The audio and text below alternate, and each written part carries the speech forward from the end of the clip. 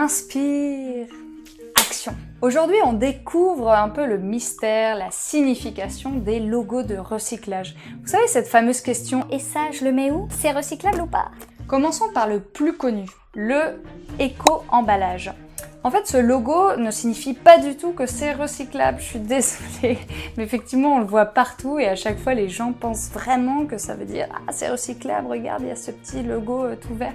Et non, en fait, pas du tout, ça veut juste dire que l'industriel fabricant a versé une contribution à un organisme qui s'occupe du traitement de la filière de recyclage. C'est tout.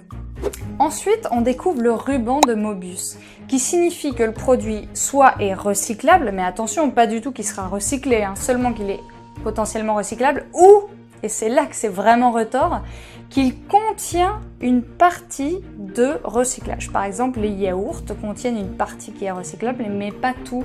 Donc, en réalité, ils ne sont pas recyclables. Et même si on observe un petit ruban de Mobius, parfois, il y a un pourcentage qui est à l'intérieur.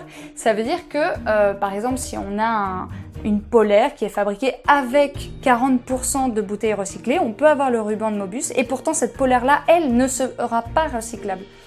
On arrive au Triman. Le Triman est le seul vrai logo, sigle, qui permet d'identifier qu'un produit est recyclable. Malheureusement, il n'est pas encore imposé sur tous les produits. Donc en fait, c'est vraiment au bon vouloir du fabricant.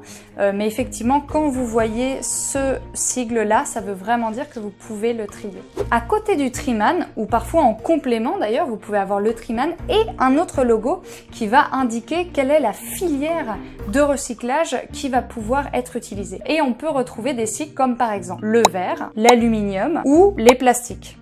Il y a une ville au Japon, je vous mets un petit lien dans la description qui va vous montrer cette formidable organisation où ils ont plus de 36 filières de recyclage différents. Nous en France on en a beaucoup moins. Attention, comment savoir si un papier, un carton est vraiment recyclable ?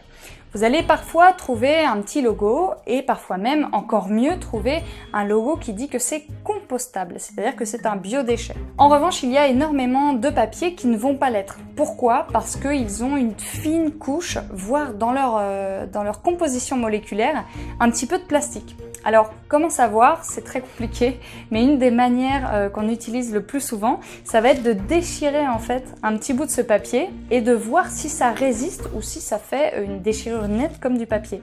Par exemple, ces aberrations de gâchis, de ressources, de tout petits sachets de sucre, eh bien, ceux-là, très souvent, ne sont pas du tout recyclables, contrairement à ce qu'on pourrait penser, parce qu'il y a une fine couche de plastique pour conserver plus longtemps.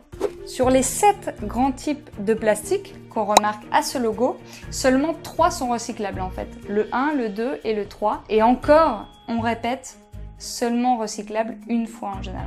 On vous laisse sur 2 autres logos. Vous avez celui de la poubelle tout simplement, qui est juste un sigle qui encourage à mettre à la poubelle plutôt que de le jeter dans la nature.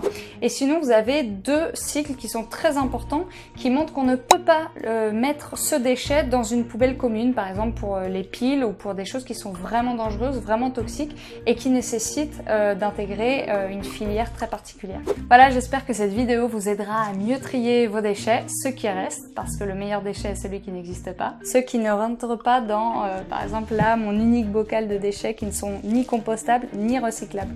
Et donc pour tout ce qui est recyclable, maintenant vous connaissez les logos et n'hésitez pas à partager cette vidéo avec tous vos amis qui vous demandent tout le temps « Et ça, c'est recyclable ou pas ?» Et mettez un petit pouce bleu si vous avez aimé et abonnez-vous. La preuve que le recyclage est une fausse bonne idée.